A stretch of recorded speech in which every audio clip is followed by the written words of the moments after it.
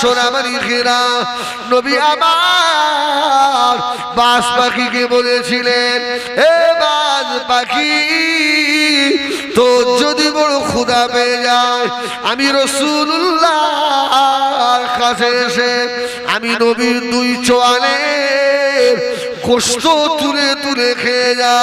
তবে আমি রাসূলুল্লাহ বললাম, দোয়েলকে খাবি না, কেননা ওর 4টে বাচ্চা মা হারা এতিম হয়ে যাবে রে। খবরদার খবরদার। বাজ পাখি এসে আল্লাহ নবীর সম্মুখে দাঁড়ালেন, ইয়া রাসূলুল্লাহ, ইয়া হাবিবাল্লাহ, হুজুর বেয়াদবি মাফ করুন, আমি জীবনে আমার দয়ার নবীর কলিজায় ব্যথা দেব না। জোরে বলুন সুবহানাল্লাহ। জঙ্গলের একটা পাখি, সে আপনার নবীকে চিনল, কিন্তু বাবু শহরের কিছু মানুষ এখনো আমার রাসূলকে চিনল না, ঠিক কিনা? মানুষটা অবাক যে আমরা এতদিন ভাবতাম আব্দুল্লাহর বেটা মুহাম্মদ মিথ্যুক কাযযাব, কিন্তু জঙ্গলের হিংস্র প্রাণী সেও আজকে আমাকে বলছে, তুমি এখানে রাখালি করছো? তুমি জানো না আব্দুল্লাহর বেটা মুহাম্মদুর রাসূলুল্লাহ মদিনার মসজিদে নববী শরীফে বসে আল্লাহ দ্বীনের দাওয়াত দিচ্ছে। জোরে বলুন সুবহানাল্লাহ। বারহাকুল সত্য নবী, আল্লাহ নবী। তোমার ছাগলগুলোকে বাঘ বলছে আমার কাছে পাহারা দিয়ে যাও, পাহারা দিতে দাও। সুবহানাল্লাহ বলে। বাঘের কাছে ছাগল পাহারা দিলে থাকবে, শিয়ালের কাছে মুরগি দিলে রেখে দেয়। বলছে বাহ, আমার ছাগল এসে পারি একটা তুমি খেয়ে নিলে, আবার আমার এই ছাগলগুলো তোমার কাছে রেখে আমি মুহাম্মদ সাল্লাল্লাহু আলাইহি ওয়াসাল্লামের কাছে যাব, আর তুমি বলছো আমার কাছে পাহারা দিয়ে যাও। বাঘ ওই সময় জবাব দিয়েছিল, ও ভাই রাখাল শুনে রাখো, নবী শুধু তোমাদের নবী না, আমারও নবী, আসমান জমিনেরও নবী, ছাগলেরও নবী। আমি ওয়াদা করলাম মুহাম্মদুর রাসূলুল্লাহর কাছে যখন আপনি যাবেন, আমি বাঘ আপনার একটা ছাগলও ক্ষতি করব না। তবে বাবা, এই শুভ সংবাদ দেওয়ার জন্য আমার জন্য একটা ছাগল আপনাকে দিতে হবে। সুবহানাল্লাহ বলে। আমি অন্য কোন ছাগল আর খাবো না, তবে আব্দুল্লাহর বেটা যে মুহাম্মদুর রাসূলুল্লাহ নবী, এই খবরটা যে আমি তোমাকে দিলাম, এর জন্য তো আমি কিছু পাই। সুবহানাল্লাহ বলে। এর জন্য তো আমার কিছু পাওনা হয়, আমাকে একটা ছাগল দিতে হবে। রাখাল ছাগলের বালগুলোকে বাঘের হাতে পাহারা দিতে দিয়ে মরুভূমির উপর দিয়ে ছুটে ছুটে মদিনার মসজিদে নববী শরীফে চলে গেলেন। এমন অবস্থায় রাখাল আসার আগে আল্লাহ পাকের বড় ফেরেশতা হযরতে জিবরিল আমিন আলাইহিস সালাম এসে আল্লাহ নবীকে সংবাদ দিলেন, ইয়া রাসূলুল্লাহ, ইয়া হাবিবাল্লাহ, ইয়া নবী আল্লাহ, কেননা একজন রাখাল বাঘের কাছ থেকে আপনার নবুয়তের খবর পেয়ে ছুটে ছুটে আসছে। ইয়া রাসূলুল্লাহ, ইয়া হাবিবাল্লাহ, ওই ব্যক্তি এলে আপনি ঈমানের কলমা পড়িয়ে দেবেন। রাসূলুল্লাহর কাছে সংবাদ এসেছে, রাখাল আল্লাহ রাসূলের দরবারে ঢুকছে। রাসূল সাহাবীদের বললেন, সাহাবীরা সব দাঁড়িয়ে যাও, দুই দিকে দাঁড়াও। সুবহানাল্লাহ বলে। ওহ সব সাহাবীরা দুই দিকে দাঁড়িয়ে আছে, রাসূলুল্লাহ দাঁড়িয়ে আছেন। রাখালটা এসে আবার দয়ার নবীকে সালাম দিয়েছে, আসসালামু আলাইকা ইয়া রাসূলুল্লাহ। রাখাল দেখেই বুঝতে পেরে গেছে যে মুহাম্মদ সাল্লাল্লাহু আলাইহি ওয়াসাল্লামের কাছে খবর আগে এসে বলুন সুবহানাল্লাহ। নবী আমার দিন দুনিয়ার বাদশা হাবিবুল্লাহ জনাবে মুহাম্মদুর রাসূলুল্লাহ সাল্লাল্লাহু আলাইহি ওয়াসাল্লাম নবী আমার সালাম জবাব দিলেন। ও নবী জানেরা, আল্লাহ নবী বললেন, বাবা রাখাল তোমাকে কে খবর দিল বাবা? বাঘ তোমার ছাগল খেয়ে নিয়েছে নাকি? রাখাল অবাক হয়ে গিয়েছে। ইয়া রাসূলুল্লাহ, ইয়া হাবিবাল্লাহ, কে আপনাকে খবর দিল?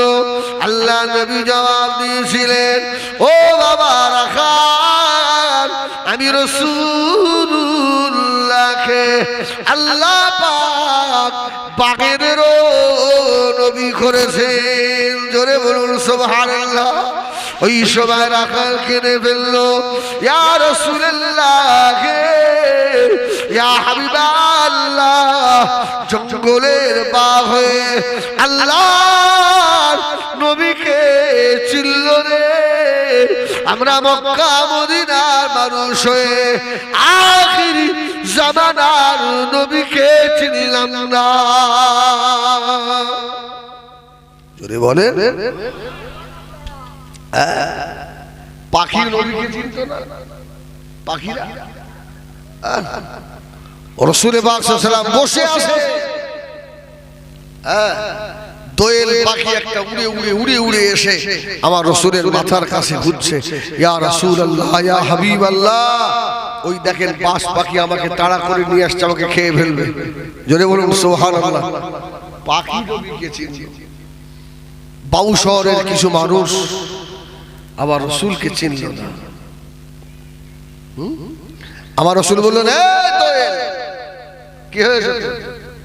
দোয়েল পাখি বলল, ইয়া রাসূলুল্লাহ, বাস পাখিটা সকাল থেকে আমাকে তাড়িয়ে নিয়ে বেড়াচ্ছে, ও আমাকে পেলেই খেয়ে ফেলবে। ইয়া রাসূলুল্লাহ, আমার জঙ্গলে 4টে বাচ্চা রয়েছে, যদিও বাস পাখি আমাকে খেয়ে ফেলে আমার বাচ্চাগুলো এতিম হয়ে যাবে। কিছুক্ষণ পরে বাস পাখি এসে দূরে একটা ডালে বসেছে। জোরে বলুন সুবহানাল্লাহ।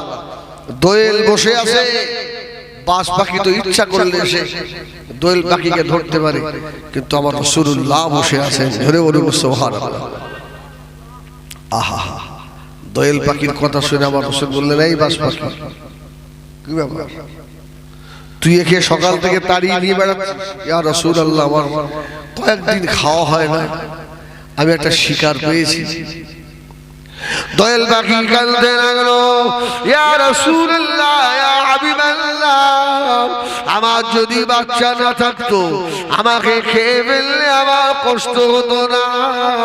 আমার 4টে বাচ্চা রয়েছে নবী গো, আমার বাচ্চাগুলো মারা হয়ে যাবে। ইয়া রাসূলুল্লাহ, ইয়া হাবিবাল্লাহ, আপনি যে রহমতের নবী, জোরে বলুন সুবহানাল্লাহ।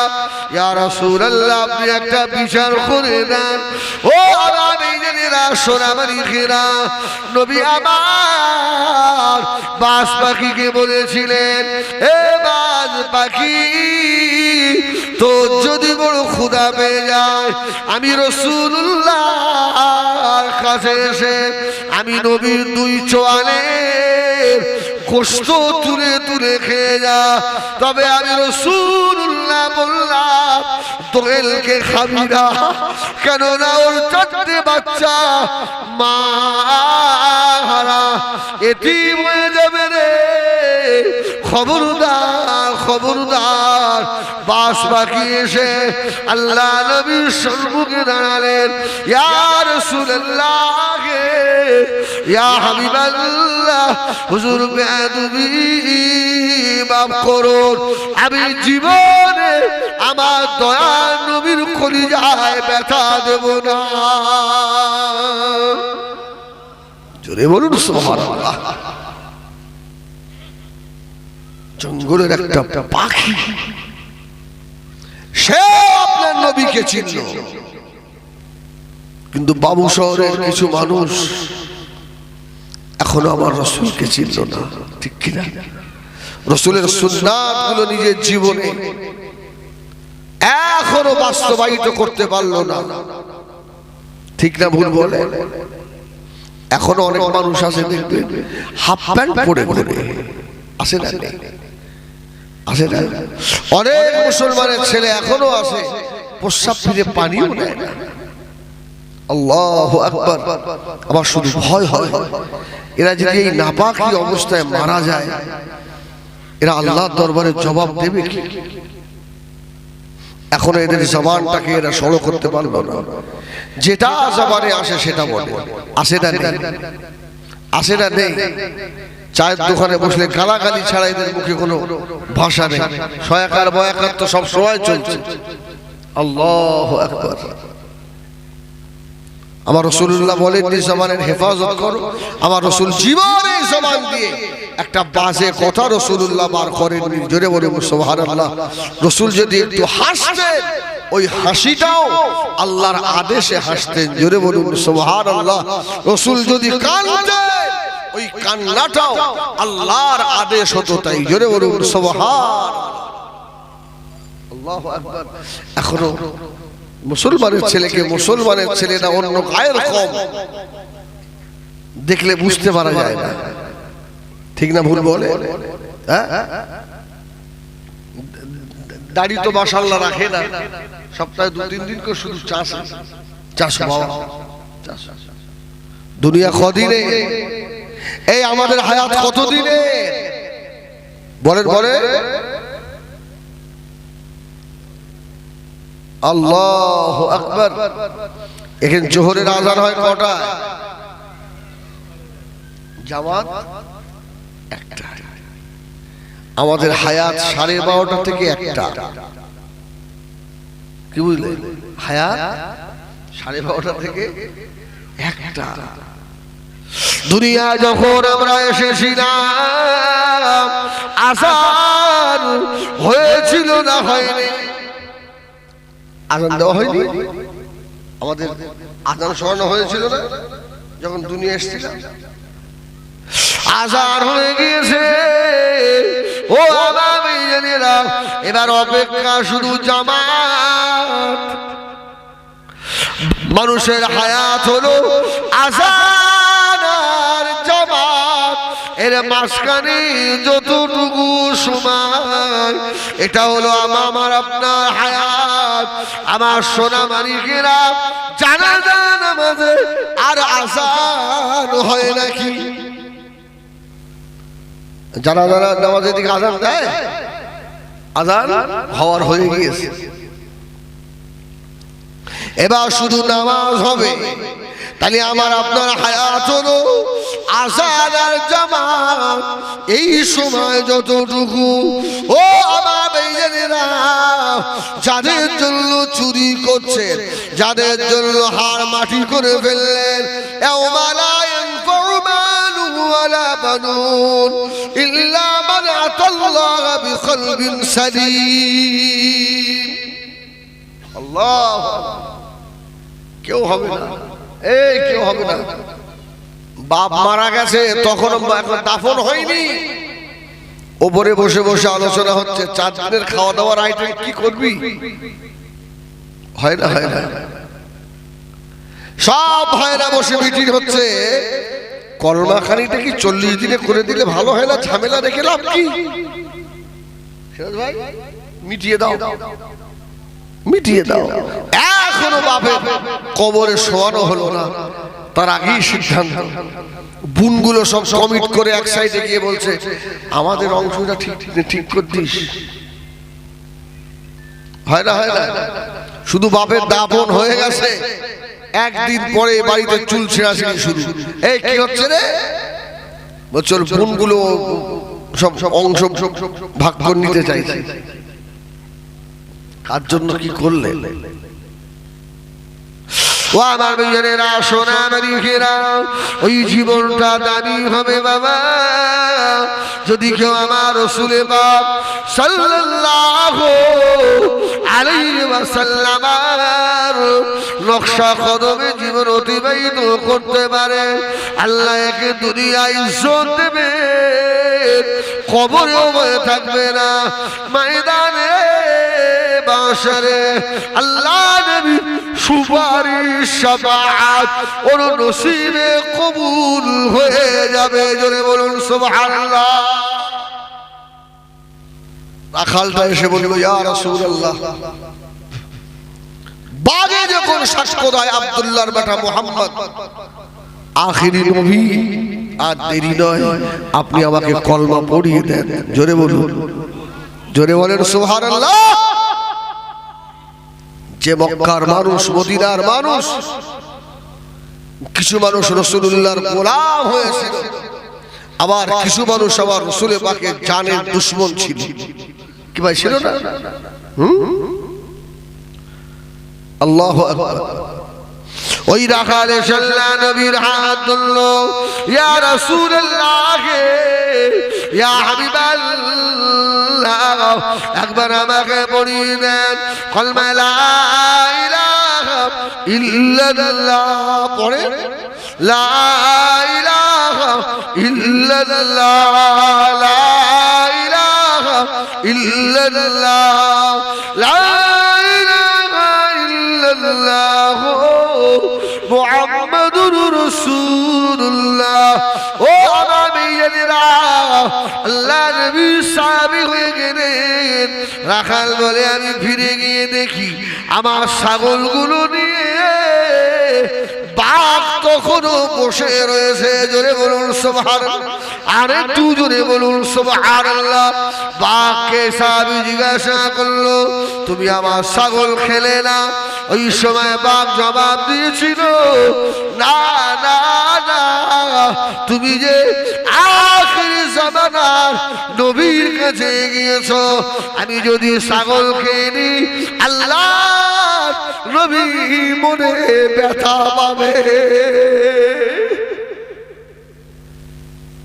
বাউ শহরের সোনারে আমার নবীকে বড় হিংস্র প্রাণী, সেও মনে ব্যথা দিতে চায় না। আল্লাহ নবীর উম্মত হয়ে এমন আখলাক আদর্শ আমার আপনার ভিতরে। আল্লাহ নবী মদিনা শরীফে শুয়ে শুয়ে তোমাদের ব্যবহারে রাসূল ব্যথা পায়। কেননা হাদিস শরীফে আল্লাহ নবী বললেন, তুরাদু আলাইহা আমালুকুম, উম্মতের প্রত্যেক দিনের আমল আল্লাহর নবীর দরবারে পৌঁছে দেওয়া হয়। জোরে বলে না। বসে বসে যদি ফেসবুকে খারাপ ছবি দেখে, এ খবর আল্লাহ নবীর কাছে যায়।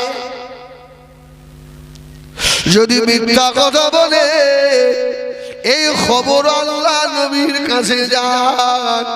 কারো ক্ষতি করার চেষ্টা করে, এ খবর আমার নবীর কাছে যান। আর বসে বসে যদি দরুদ শরীফ তেলাওয়াত করেন, জিকির আজকার করেন, আল্লাহর আযাবের ভয়ে, জাহান্নামের ভয়ে যদি কাঁদেন, এই সংবাদটা আল্লাহর নবীর কাছে পৌঁছে যায়। আল্লাহ নবী খুশি হন। এ বাবু শহরের সোনারা, এই কঠিন শীতে ফজরের নামাজ আদায় করে এই সংবাদ আমার রাসূলুল্লাহর কাছে যান। নবী আমার বড় খুশি হয়ে যান। আল্লাহ নবী মনে মনে বলেন, আয় আল্লাহ, আমার উহুদের ময়দানের রক্তের নামাজ, আয় আল্লাহ, বদরের যুদ্ধে আমার শহীদার সাহাবীদের রক্তের নামাজ, খন্দক খায়বারে কত কষ্টের নামাজ আবার উম্মত নামাজ আদায় করছে। জোরে বলুন সুবহানাল্লাহ। ভাই, আর বেনামাজি হয়ে যদি শুয়ে থাকে, রাসূলের নেক নজর পাওয়া যাবে? আহা, একটু আজান হয়ে গেলে ভাববেন আমার রসুল কত কষ্ট করে আজকে আমাদের কাছে নামাজ, কোরআন, কলমা সব দিয়ে গেল। আজকে আমাদের ব্যবহারে আমার বাড়িটা মুসলমানের বাড়ি না গায়ের কওমের বাড়ি, আজান হয়ে গেল, বাড়িতে বিবিটাও নামাজ পড়ে না, বৌমাও নামাজ পড়ে না, সব সময় ফেসবুক আর মেসেঞ্জার নিয়ে ব্যস্ত। আসে না নেই কিছু বাড়ি এরকম? সব বাড়ি নয়। আবার কিছু বাড়িতে আছে আমার চাচি মায়েরা আজান হয়ে গেলে হাজার কাজ থাকলেও নামাজের জন্য ছটফট করে, আছে না?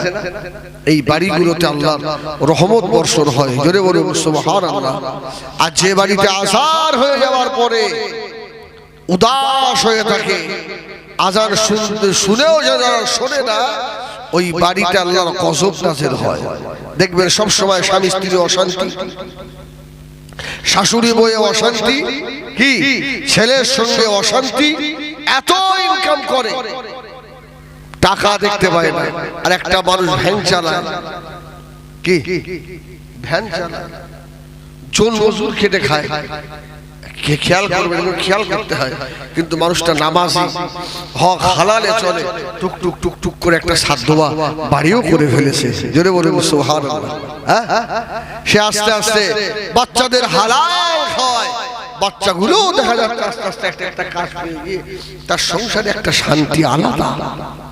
আর এই শয়তানের বাড়িতে এত ইনকাম করে, খেতে বসেও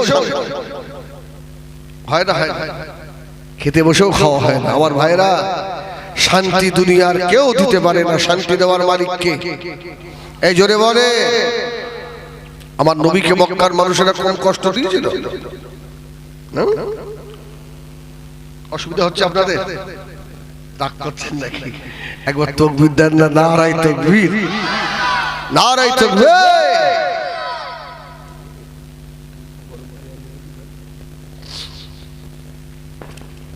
আলহামদুলিল্লাহ।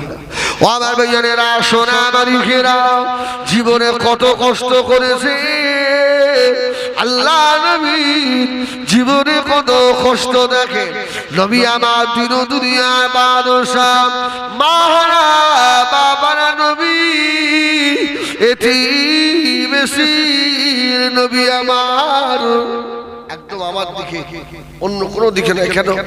সময় আমার অনেকটাই শর্ট হয়ে গেছে, আর আধা ঘন্টার একটু বেশি থাকবো আপনাদের কাছে। এখান থেকে আমার নলমুড়ি যেতে হবে, কেননা এই দাওয়াতটা নেওয়ার মতো নয়। আমার ছোট ভাই খুব ভালোবাসি, ও ধরলে আর ছাড়বে না, ভাই তোমার নিতেই হবে। যাবো যা। সিরাজ, আসলে যে মানুষের উপকার করে, উপকারের কথাটা মনে রাখতে হয়। কি ওর কথাটা আমি স্মরণ রেখেছি। একদিন ভাঙড়ে আমি দাওয়াতে আসতাম, মোটর সাইকেল নিয়ে 300 টাকায় ভাঙড়ে বাস করে গেছি, 300 টাকা। আজকে আল্লাহর রহমত আজকে আজকে 300 হেজবুল্লাহ পায়, আর 10,000 12,000 না হলে আর হয়। সব তো আল্লাহর রহমত। এদের কথা ভুলে গেলে হবে? এত আলেম মানুষ বলবো আল্লাহ ওরে বেড়ে ধ্বংস করতাম, ওরে এত হেল্প করি যে শেষ করতাম। আল্লাহ কোন আলেমের দোয়া যে কোন সময় কবুল করে নেবে শেষ। আমার ভাইরা, একদম আমার দিকে, জাআল হক ওয়া যাহাকাল বাতিল ইন্নাল বাতিলা কানা যাহুকা, হকের উপরে হক থাকবেন, আল্লাহ হেফাজত করবে, ঠিক কি না? আল্লাহ নবী দিন দুনিয়ার বাদশা নবী আমার, আম্মা জান আমিনার পেটে আল্লাহ নবী আব্বা হারালেন। আল্লাহ নবী 6 বছর বয়সে নবী আমার মা হারা হলেন। আল্লাহ নবীর 8 বছর 6 মাস 2 দিন বয়সে নবী আমার দাদু হারা হলেন। ও আমার মেয়েরা, আল্লাহ নবী চাচা যান হযরত আবু তালিবের কাছে নবী আমার মানুষ হতে লাগলেন। আল্লাহ নবী 1 তারিখে মক্কা শরীফের রাস্তা দিয়ে নবী আমার হেঁটে হেঁটে চলে যান। শিশু নবীর এত ক্ষুধা পেয়ে গেল, আল্লাহ নবী চারিদিকে তাকান, সব তো খাজুর বাগান আর খাজুর বাগান।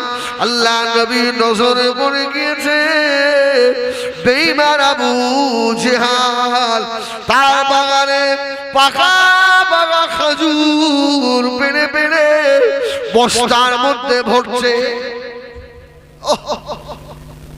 পাকা পাকা খাজুর সব। এই আবু জেহেল চাচা তো, হ্যাঁ, পাড়া সম্পর্ক চাচা, নবীর বংশেরও নয়। বংশ তালিকা দেখলে রাসূলুল্লাহর বংশে আবু জেহেলও নয়, গ্রাম সম্পর্ক চাচা। এই গ্রামের কেউ যদি পার্টির বড় একটা নেতা হয় আর চন্দনেশ্বর মোড়ে যদি আপনাকে পুলিশ ধরে, আপনি কি বলবেন? সেই সেই সিরাজ এই পার্টির সভাপতি, ও আমার চাচা। এ তোর কোন 14 গোষ্ঠীর চাচা? তোমার বাড়ি দক্ষিণ পাড়া, বাড়ি সে পশ্চিম পাড়া, কিন্তু চাচা। আল্লাহ ঠিক এইরকম। আল্লাহ আমার এলাকার লোক যদি ভাঙড়ে জিজ্ঞেস করে তোমাদের থেকে আমার ভাই বোনা, আমার ভাই বোনা পাশের বাড়ি, দেখা যাচ্ছে 10 কিলোমিটার। এ দেখি হেজবুল্লাহর নাম করে আমাদের হুজুরের ভাই ভাই কি আল্লাহ। আবু জেহেল তো নেতা, শয়তান নেতা। সেই সূত্রে হয়তো আমরা আলেমেরা বলি কত বড় শয়তান। তো রাসূল ছোট মানুষ, তো রাসূলুল্লাহর খোদা হয়ে গেছে। তো রাসূল আস্তে আস্তে গিয়ে দেখছে, আরে চাচা আবু জেহেল খাজুর পাচ্ছে। তো রাসূল কি বলছে, চাচা চাচা যান, দুটো খাজুর দেবেন আমার। ওহ, বুক ফেটে যাবে রে, আশিকে রাসূলরা পাগল হয়ে যাবে। দুটো খাজুর দেবেন? এই মুহাম্মদ খাজুর নিয়ে কি করবে?